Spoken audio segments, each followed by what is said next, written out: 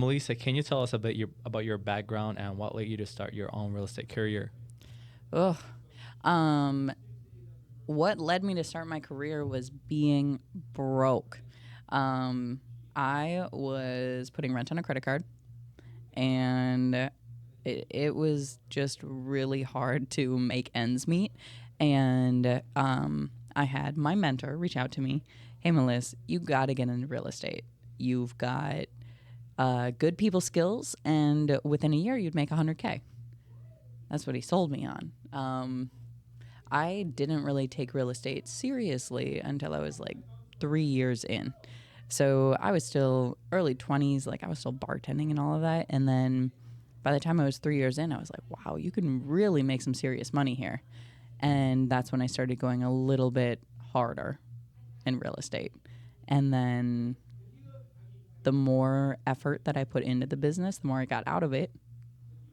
And yeah, now running a whole real estate team, investment portfolio, running my own clients, like it's a lot.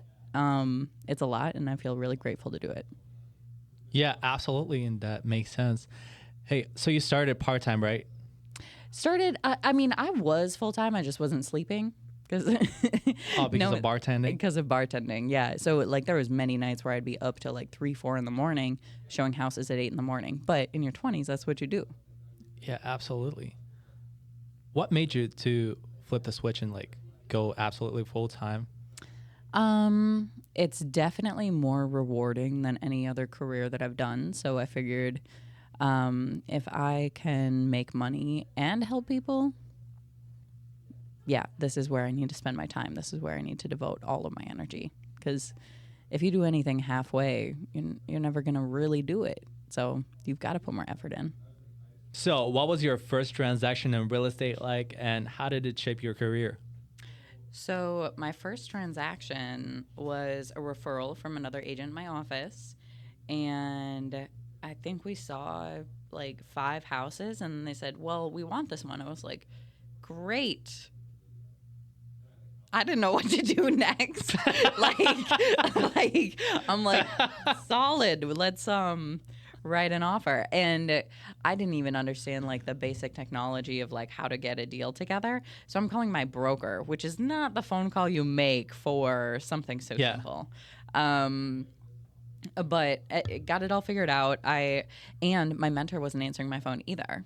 So I figured out the first deal entirely by myself and got the contract. When I submitted the offer, I'm sure the listing agent edited it. You know, like we're all in this together. We all just want a deal done. But then we got under contract, and then all of a sudden I looked at my calendar and I was like, oh my God, we're closing in 2 days. Like it was just so easy. The first transaction. My second transaction, though, that was the one that taught me lessons. So it was down payment assistance, low credit score, hard to purchase house. And when you start looking at those options, a lot of times those government loan programs, so those low credit options, they have a certain quality of home that they require to fund. And in the lower price ranges, you're not seeing quality homes. So it was very hard to find her a home. And then we finally found one. And it was perfect for her and her daughter, single mom. All she wants to do is provide a good life for her family. And we got it under contract. We got through inspection. We negotiated everything we needed to. And no, back that up. We were in the inspection, and coincidentally, she said, Melissa, can I show the house to my grandma? Yeah, sure. We'll go there right now. I'm on my way. I go there, and this was during the radon test. They've got windows open, industrial fans blowing. I'm like, this doesn't feel right. Something about this is off. And you're new, so you're like, I don't know if this is normal. And that I called my broker for. That is a broker question. Hi, is this something normal? No, Melissa, you should report everybody. Okay. Second deal, was just kind of crazy. But we negotiated a radon mitigation system just because they faulted on the test, so they did it to themselves. And the financing was a little bit harder to do. I remember some headache, but I mean, we're talking 12 years ago. Yeah. There was definitely some headache. I remember like driving around because I needed a signature on something, but we got her to the closing table, and oh no, we had to hardball at the closing table because another thing that we asked for, because it was an appraisal repair request, was the drain under the laundry sink was clogged. The seller said they were going to fix it, and they didn't. We're sitting there at the closing table, and we're like, our contract is null and void until you repair this. So, and I think it was like $160,000 purchase. Like the paycheck on it, I'm excited about the paycheck. This is my second deal. But the paycheck on it was not worth waiting overnight because we hardballed. We said, we're not buying this house. Yeah. Go fix it. So at the closing table, we're sitting there tweedling our thumbs, and this is back when the sellers were there with you. So we're looking at them like, what are you going to do? And they said, well, we're going to get out there and fix it. We postponed closing a day, and they fixed the drain, and we closed. So now that was like my first and second deal. That was, I don't know, what taught me a lot of my lessons. Like, this job can be very easy. This job can also be very complicated. And what matters is like you've got the direction to make the right decisions and advise your clients the best way possible, because you don't want someone buying a house with a clogged laundry sink, because a clogged laundry sink can be much bigger than just a clogged laundry sink. So was that the whole question? I think that was the first question. Yeah, no, that was the second question. Okay. Yeah, absolutely agree with that. And I think you more when it's more complicated for you. You know what I'm saying? Mm-hmm. So, like, now I like the complicated deals. Like that's why I run a team, because the easy deals, I'm like, all right, good, congratulations, here's your keys, I'm happy for you, great. I do love those, but what keeps this job interesting to me is the complicated negotiations. I think it's a lot easier for you now because you've had experience and you went through that. Mm-hmm. Yeah, one hard deal will teach you a lot of what you need to know in this business. Okay, the third question. What are some key factors that have contributed to the success of your real estate team? Of my team. So I think one thing that we like to focus on is education first. So whenever somebody on the team has a issue with a transaction, I make sure that everybody knows about it. Like, we're open communication. There is no gatekeeping. We are very open about like what we're struggling with and how we can use what we're struggling with to grow. That's been huge. Like that is the point of a team. A team means that we are working together towards a certain goal, and it's just really nice to have, honestly, friends in the business. So, yeah, and a follow-up question: can you share some challenges you faced in the real estate business in your own career and with your team? Yeah. And how you overcame them? Sure. So, honestly, so everyone talks about like the glory years of 2020, 21, 22. But during those years, I was a solo agent. I didn't even have an admin until 2021. So I'm working 80 hours a week. My phone starts ringing at 6:30, 7 in the morning, and I'm doing paperwork till like midnight, 1 in the morning. It was exhausting. I never saw my family. When I did see my family, my head would be in my job. So it was like I was burnt out. And I thought starting a team would be the answer to burnout. And it has helped a lot. Now, like, if I want to do something with my family, I can reach out to my team. Like, hey, guys, can you take these showings right now? Hey, I'm heading out of town. Who's going to watch this? Hi, how can we collaborate on this to make the system better? So for me, the thing that I struggled with was burnout, which is a fortunate blessing to have. But in the beginning of your career, it's always, where do I get clients? And then you get to the point where you need the systems in place. Otherwise, you will hit burnout. And so having a team has started these systems for me. Very interesting. Mm-hmm. Yeah, I've thought about that too, actually. You want to start a team? No, like, why should you start a team? And yeah, because yeah, we can actually use each other. Yeah. Who's better at what, and just save each other time and like energy. Like a new agent has time. Yeah. A experienced agent has experience.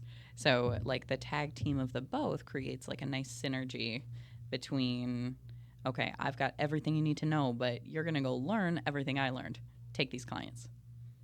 Yeah. So, and then the clients are still getting the benefit of having an open schedule to see houses whenever you want to see houses, and the experience of the agent, because I'm not going to let anyone on my team go and negotiate a deal without bouncing ideas of me first, or go to a listing appointment without talking to me first. So everything should be cohesive. Absolutely. And I think that's very smart, actually. Right? It's a good balance. Yeah, because you have We're a good experience. team. Yeah. Okay. What current trends are you seeing in the real estate market, both locally and nationally? This is like your question from the script battle. How's the market? So the market is interesting right now. It's honestly the weirdest real estate market I've ever experienced. Some houses sell in multiple offers, and some just don't.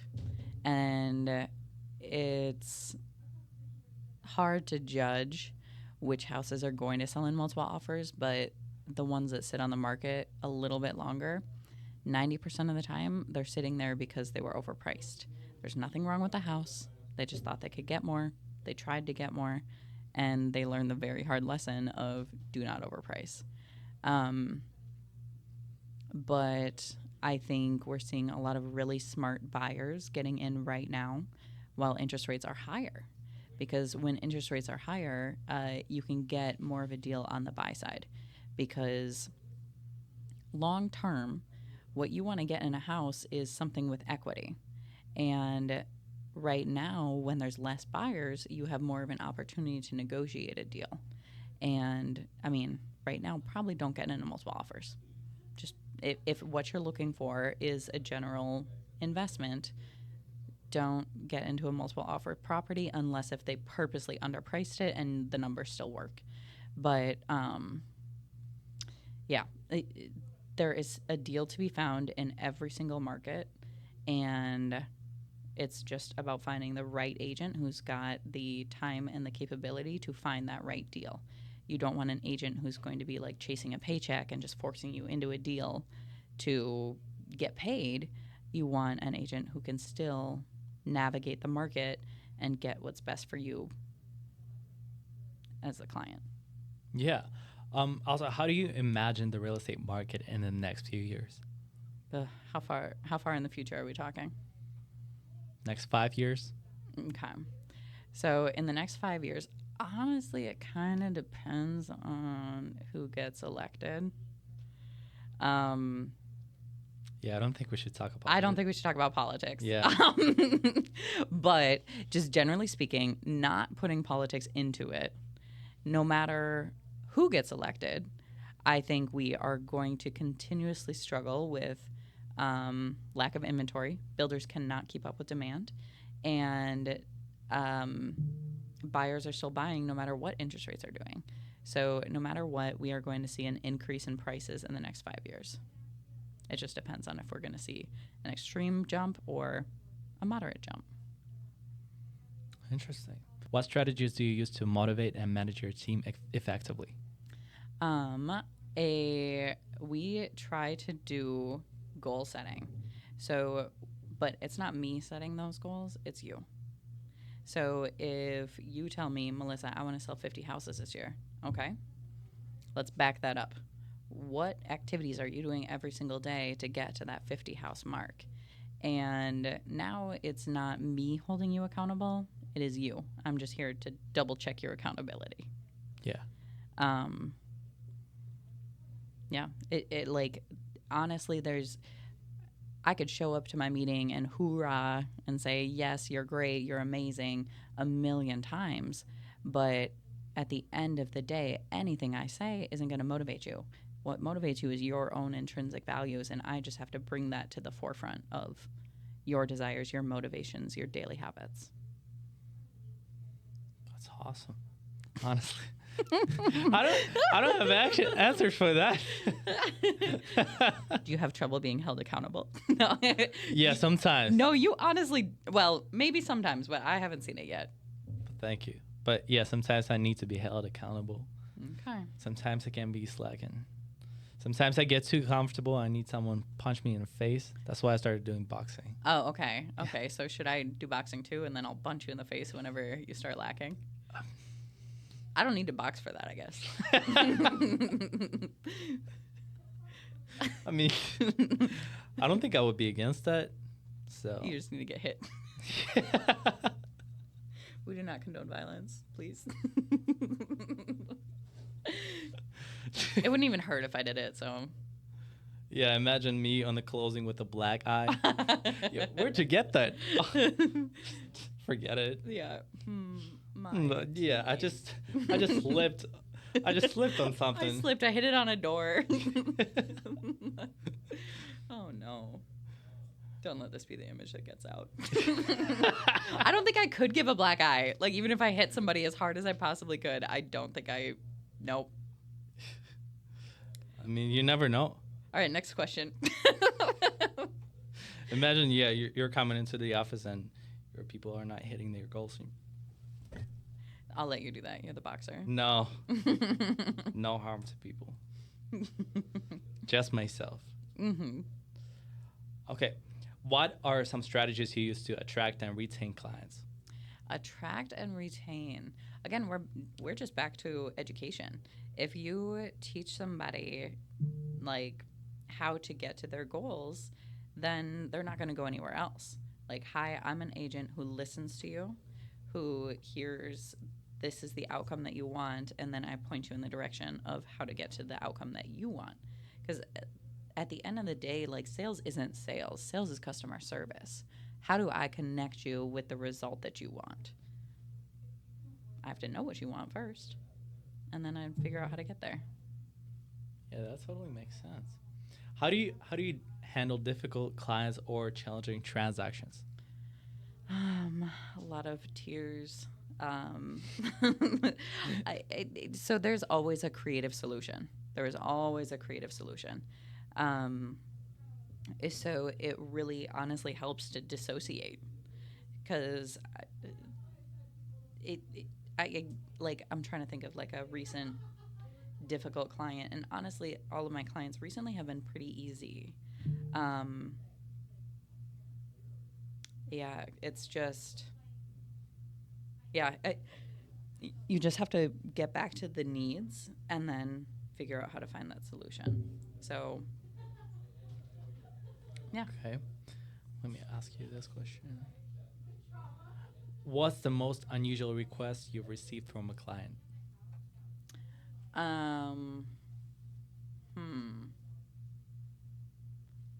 I had to install a water heater once because I did not. So I told them what the inspection period was, and we negotiated items that they wanted from the inspection period, but I didn't tell them that that was the end of the negotiations. Like, I didn't tell them, like, okay, once we get through the inspection, we're done negotiating. So we negotiated some other things like leaky sinks. I don't remember leaky sinks, electrical. But the water heater was old, and they also wanted a new water heater, but they didn't say that until like 2 weeks after the inspection period had ended. And they said, Melissa, you didn't tell us there was an end to the inspection period. Well, like, it's in the contracts. You should have known, but I should have made it more clear. You're right. All right, fine. I'll install a water heater for you. You did it yourself. Well, I called my dad to help me, but I can do a water heater. Well, okay. The thing about water heaters, I could install it myself. I can't lift it myself. Yeah. Now I know how to install a water heater, but I need someone to get it there for me. But so learning process is there, because a water heater, you can buy it at Home Depot for like $500, but it costs like $1,500 for the install. Oh. So like I saved $1,000 by doing it myself. Yeah, because I just had an idea of for a business? Installing water heaters? Yeah. You want me to install water heaters for you? You carry it, I hook it in. So that was an interesting request. There's a lot of weird requests that I get, and I just say no. Like, that's too weird. I can't do that. For example. I don't know. I black it out. Like, cause I purposely forget things so that I don't like get angry at the deal or the transaction. Like, someone will ask me to do something weird, and I'm like, no, I can't do that. And then I forget about it as soon as like the phone hangs up. Because if you remember every little annoyance and every little thing that goes wrong in every single transaction, you will go crazy. Like, can you lower your commission? Are you getting asked that? Yeah. Yeah, and like I don't even think that that's a bad question to ask. Okay, so here's a weird request that I got. I've got two sellers. One of them wants a sign in the yard. One of them doesn't. And the reasons were irrelevant, I guess. But the one who wanted the sign in the yard was arguing more. And I was like, I got to get this guy out of my hair. The reason that the first client didn't want the sign in the yard was because there was like this hedge line. So you couldn't see the sign if it was in the yard anyway, so why disrupt the yard? And it just got to the point where I'm like, man, can I come put a sign in your yard? They're like, it's pointless, but yeah. like it's just so much little things like that like it's not really worth remembering. I mean, don't they want their house sell? They want their house to sell, but you can't see the sign anyway because there's this huge like hedge, like huge bushes. You can't see the sign. You can't see the house from the yard. But like, yeah. So there's so many like little things that it's like, just get it done. Just get it done. How important is personal branding for real estate professionals, and what tips do you have for building a strong brand? I think a brand is important because it's the one thing that differentiates you. And the hardest thing about building a brand is finding one thing that you stand for. You have to figure out one thing that is really important to you, and then you go full throttle with that. For me, it's education. Like, let's make sure that my agents are well educated. Let's make sure that my clients are well educated, because I don't want there to be any funny business down the road of people not understanding, like, the inspection deadline. If I miseducate on something, I'm gonna stand on what I said. And yeah, okay, I didn't inform you all the way. Let's fix this issue. So I have a brand of, yes, we have an investment portfolio. Yes, we have a strong team. And yes, we sell houses. But we're going to make sure that you are very educated along the entire process. So we do a lot of education in our team as well. So you're just basically making sure that everybody knows what's going on right now, and so they won't have any questions or like surprises at closing. Yeah. Yep. That's awesome, honestly. I think that's a lot more important than selling, like them being a salesman, but I still love sales. Yeah, I can tell you love sales, which is good. You will be very successful. It's just sales come when you treat the customer well. Yeah. So you find out what they need, and then you make the sale. Absolutely. Okay. What financial strategies have you implemented to ensure the stability and growth of your team? I think when I was a new team lead, I just went ham on everything. Let's buy an office. Let's buy neon signs. Let's buy 1 million open house signs. Let's buy 1 million for sale signs. And honestly, I stretched my budget so thin that now I'm still recovering. So if I could do it again, then I would just take time and invest in the people. That's just it. Like, it doesn't matter how many signs you have. It doesn't matter how flashy it is. Invest in the people and make sure they know how to do their job. Absolutely. Yeah. And yeah, I remember when you told me about the chairs you bought. Yeah, I have zillions of chairs.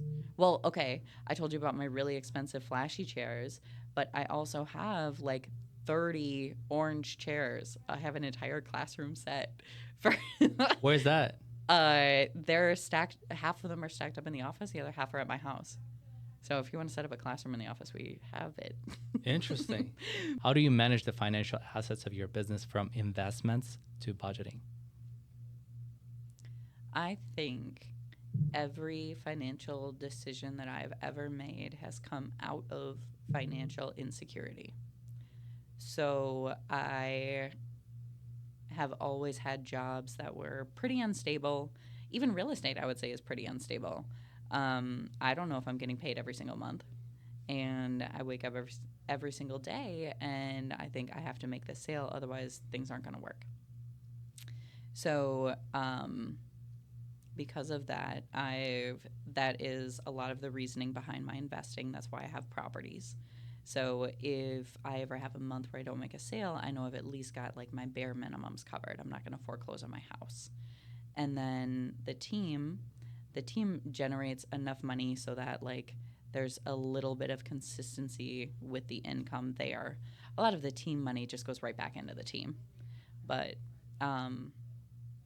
yeah, so I think my main goal is just financial stability. Like, I don't necessarily want to get immensely wealthy. I don't want to be like out here stunting. But I want to never worry about money, which is nice. And that comes from having a high net worth. If you have a high net worth, you're untouchable. So if I'm out here spending money on things that I honestly aren't that important to me, but they're for other people, then it's not getting to my end goal. What I want is more time with my family, more time with my friends. So if I increase my net worth, now all of a sudden money and working becomes less necessary. Yeah, absolutely. Hey, also, I wanted to see if you reinvest the money your team generates in wealth assets, kind of like stocks or maybe real estate, just to make sure that, for example, when someone leaves and you're going to get like less income than usual, so you make sure that you're still generating income. Yeah.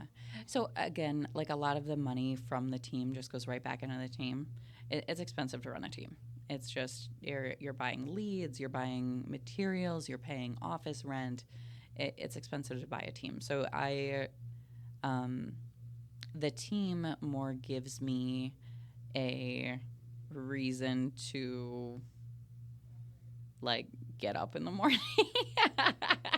No, I mean, like it's a reason to more enjoy what I do, because sadly being an agent is a really lonely lifestyle. Like, you seem social, you're out and about, but at the end of the day, nobody knows what you're going through on a day-to-day basis. If you have a team, now all of a sudden you've got a bunch of people that you're collaborating with, and you see your why and you're reminded of why you're in this business every single day, versus you're going through a struggle and you're like, I don't know how I'm going to get through this, and you're just in your own head the whole time. And I think that's a big reason of why I burnt out, because I was in this alone. And having a team has created a bigger network of like why I'm doing this. Now my successes are someone else's successes, and it's just more to build on and more to grow on. But as far as like investing in other assets, I do that with like all of my paychecks are like designated to go to certain ways. So like 20% goes to a tax savings account, 20% goes to my down payment savings, and then the rest is money I can play with. And a lot of times my play money goes into the stock market. It just depends. So, Yeah. but the team and like the team isn't necessarily like a income generating asset. It's more of like a mental thing. It's more of like a why. Like, it's giving back. It's Yeah. Yeah, I know you just said that it's not like something that generates you income, but have you thought about like doing what Chris Lindahl is doing. He has his own team, but he does marketing mostly. So he's not like managing his team. Mm-hmm. He runs advertising and just promotes himself. Yeah, and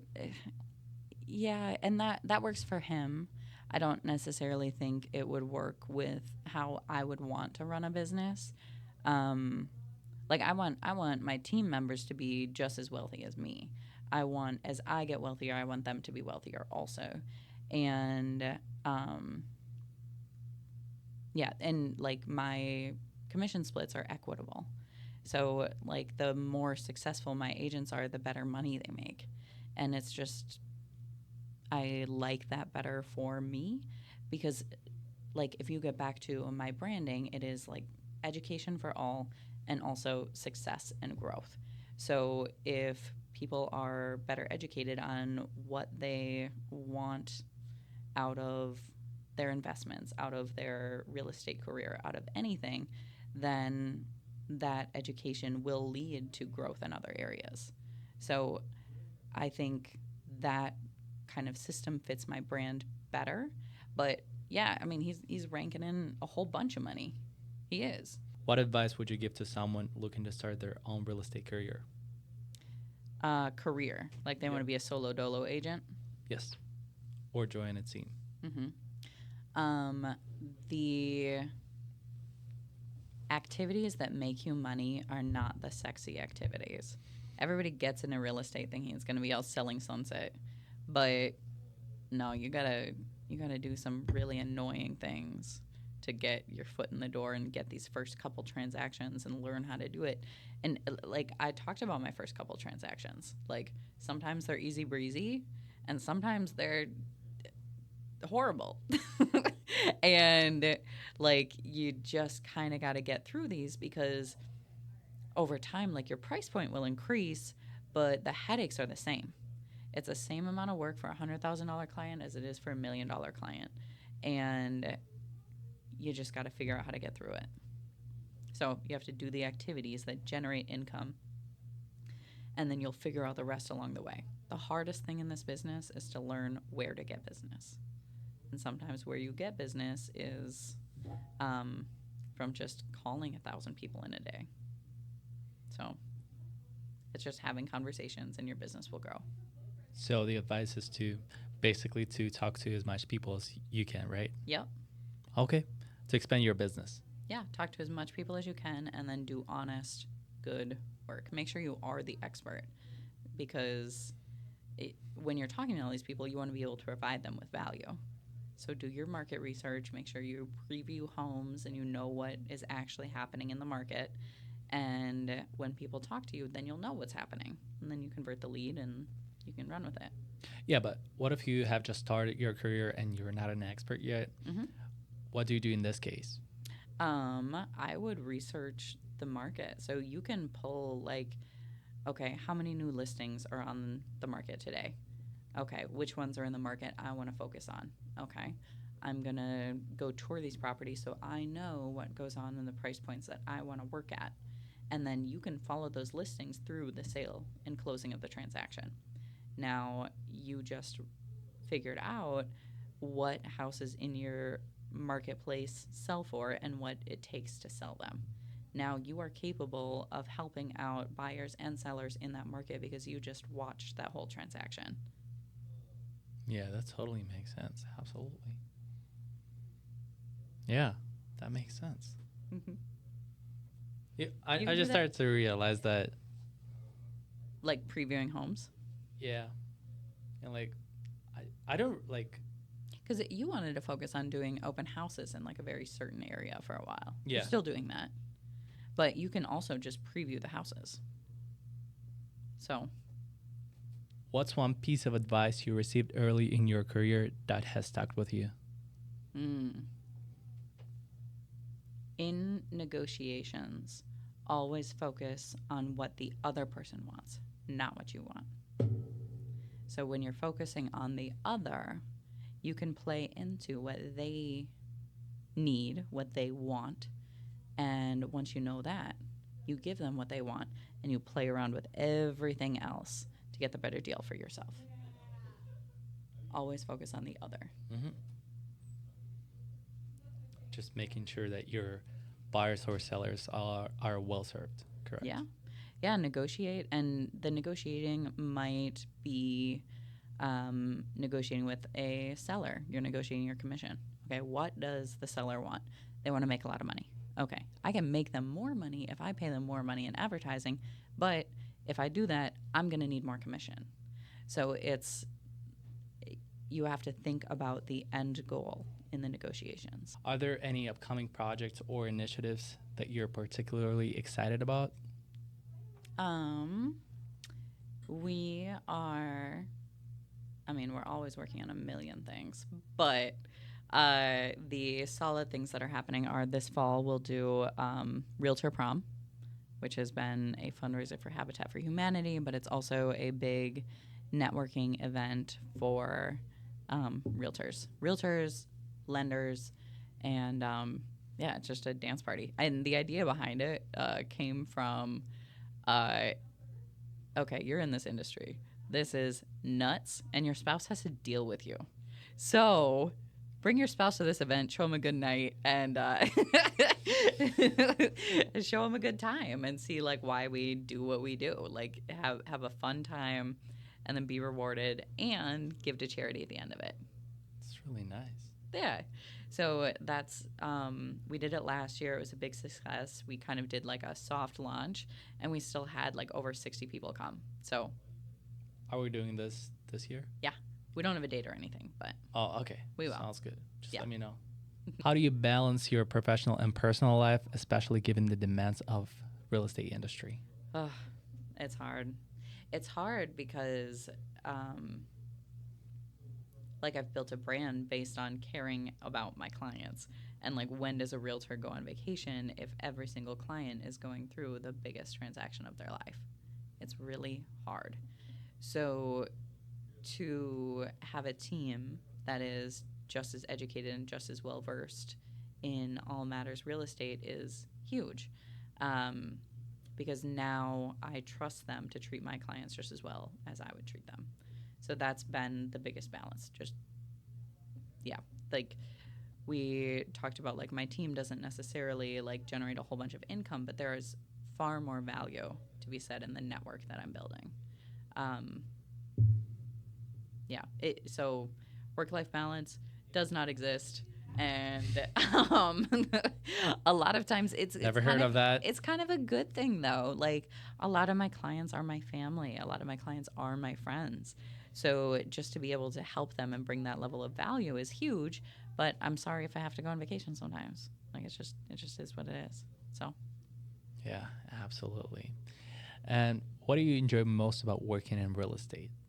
I think what I like the most is the being social.